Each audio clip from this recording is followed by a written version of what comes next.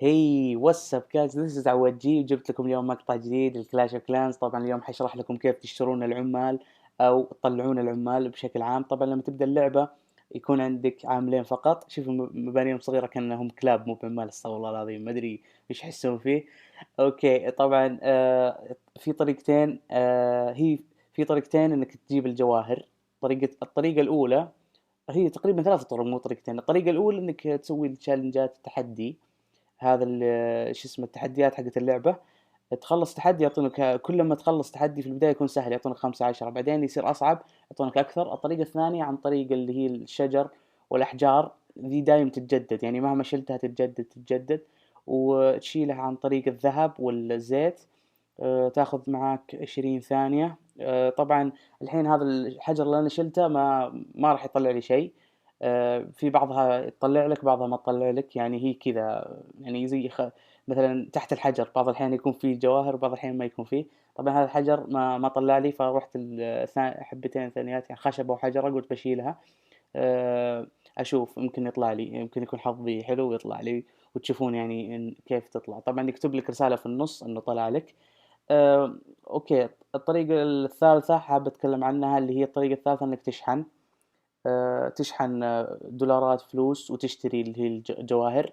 عن طريق الجواهر هذه أسرع طريقة إنك تطلعها، لأن الطرق الثانية ترى تاخذ منك وقت يعني طويل. الحين بوريكم. طبعا أنا شاحن في الحساب حقي، شاحن 25 دولار، وهذا ما يكفي، المفروض إنك شاحن 30 دولار مو ب25. أوكي طبعا ب20 دولار هي يعطوني 2500 جوهرة.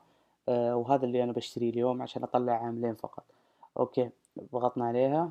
الحين يقول لي تبغى تشتريها ولا لا؟ ضغطت باي. أكيد أبغى أشتريها، تمزحون معي. أوكي أنا معي 300 قبل، فصار معي 2800. 2800 جوهرة. الحين نروح نشتري العامل الثالث. طبعا تلاقي كلمة بلدر فوق. فوق مكتوب 2، بعدين شرطة، بعدين 2. الزائد الأخضر تضغط عليه تلاقي اللي هو مكتوب بلدرز هات. الحين هنا اللي هو العامل، قيمة العامل الثالث زي ما قلنا 500. تضغط على الصح وتشتري العامل الثالث. طبعا ما يحتاج أي وقت، على طول تضغط عليه ينزل، لأن هذا من الشغلات اللي تشتريها يعني بفلوس، أو إنك تجيبها بتحديات وزي كذا عن طريق الجواهر. طبعا قلنا بنشتري العامل الرابع قيمته 1000. نضغط عليه وننزله. اوكي زي ما انا قلت لكم ما يمدينا ننزل الا عاملين اللي هو ب20 دولار، فعشان كذا قلت لكم نحتاج 30 دولار. الحين شوف كم باقي عندي في الفلوس، باقي عندي 1300. 1300 ما تجيب قيمة العامل الخامس اللي هو قيمته 2000.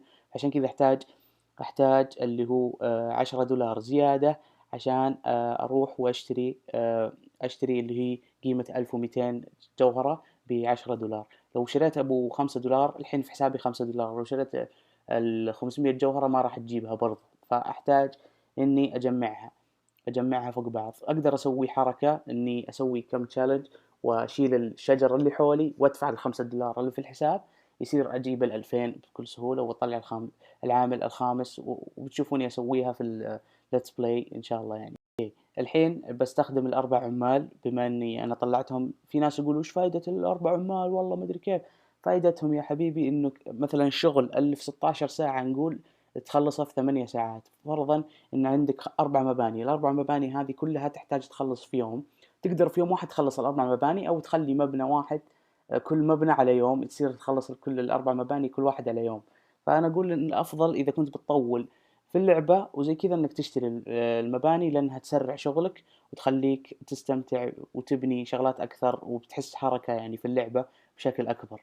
فحنا شرينا الأربعة، والخامس إن شاء الله قريب حينضم للمجموعة. أتمنى أن المقطع عجبكم. إذا عجبكم لايك وفيفورت سبسكرايب، والسلام عليكم.